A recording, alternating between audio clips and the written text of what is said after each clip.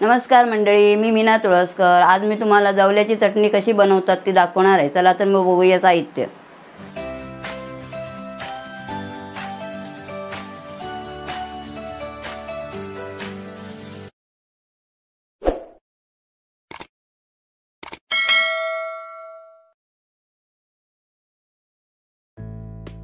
हे बघा, हे खोबरं आहे, ओलं खोबरं आहे, एक वळा घेतलाय मी। हे लसूण आहे, 7-8 पाकळ्या आहेत लसणीच्या। हे चिंच आहे त्याच्यामध्ये घालायला। हे लाल तिखट आहे, नुसतं लाल मिरचीचं तिखट, याच्यामध्ये काही नाही बाकी। हा जवला आहे आणि चवीसाठी मीठ। आणि आता जवला आपण भाजून घेऊया पहिला। तवा तापला आहे माझा, आता मी याच्यावरती जवला ओतते। जवला नुसताच असं म्हणजे साफ केला आहे मी, धुतला वगैरे नाही, असाच भाजून घ्यायचा आहे। हा गॅस जरा थोडा फास्ट करते, मगाशी फास्टच ठेवलेला, आता स्लो केलेला, आता परत फास्ट केला मी। तर हे भाजून घेऊया।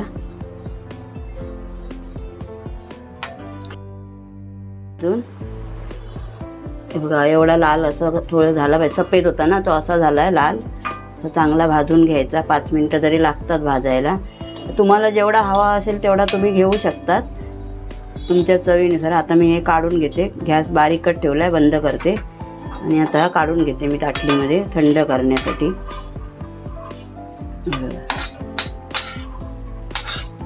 तर हे चटणीचं आपण सामान काढून घे, चटणी करायचं हे करून घेऊया, वाटण करून।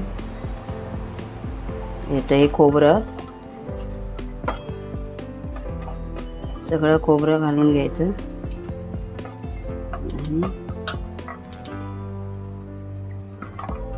लसूण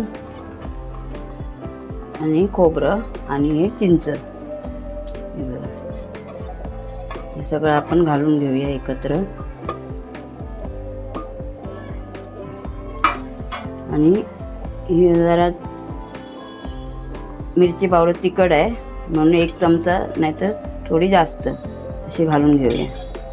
बस एवढी, बस तिखट आहे ती।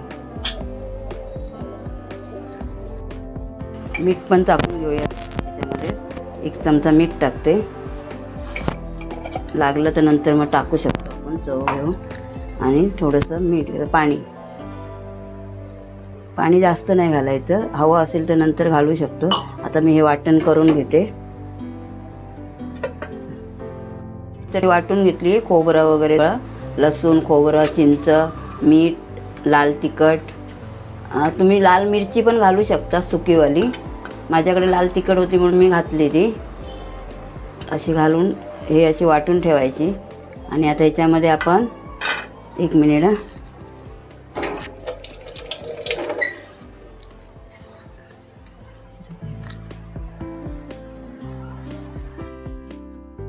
हा तबलेला मी जवला मगाशी भाजून दाखवला ना तुम्हाला, तो आता जवला असा आपण घालायचा याच्यामध्ये चटणीमध्ये।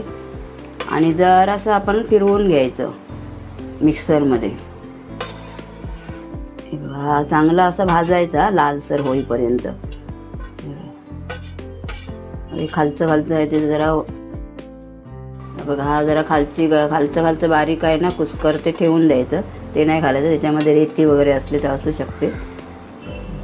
चला आता याच्यामध्ये मी हे आता थोडंसं असं फिरवून घेते मिक्सरमध्ये, मग दाखवते तुम्हाला। वाटून थोडंसं फिरवून घ्यायची, जास्त नाही फिरवून घ्यायची। हे बघा, थोडी कोळमी त्याच्यामध्ये दिसली पाहिजे। ही बघा, ही आता मी अशी तुम्हाला काढून दाखवते।